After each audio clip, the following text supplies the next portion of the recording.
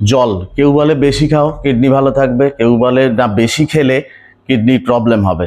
তাহলে অ্যাকচুয়ালি করব কি? সায়েন্স বলছে যে সবার জল খাওয়ার পরিমাপ একই হতে পারে না, প্রত্যেকের বডি ওয়েট অনুযায়ী জল খাওয়া দরকার। তাহলে কতটা জল খাবো? একদম সায়েন্সের মতে সিম্পল হিসেব, সেটা হচ্ছে পার কেজি অফ বডি ওয়েট তাতে করে 30 থেকে 50 ml জল খাবো, মানে প্রতি 1 কেজি ওয়েটের জন্য 30 থেকে 50 ml, এবং সেটা অ্যাভারেজ যদি ধরা যায় তাহলে 40 ml। অর্থাৎ ধরা যাক আমার বডি ওয়েট 50 কেজি, একদমই 50 না, আমার তার থেকে প্রায় ডবলের কাছে। তা আমার বডি ওয়েট যদি 50 কেজি হয়, তাহলে আমাকে জল খেতে হবে 1 কেজিতে 40 ml, তাহলে 50 কেজিতে 50 ইন্টু 40, 4 5 20, পেছনে দুটো শূন্য, মানে 2000 ml। 2000 ml মানে 2 লিটার।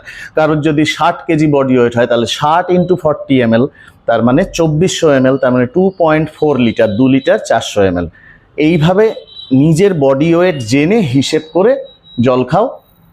সায়েন্স বলছে সেটাই তোমার জন্য ঠিকঠাক, সেটাই করো এবার থেকে।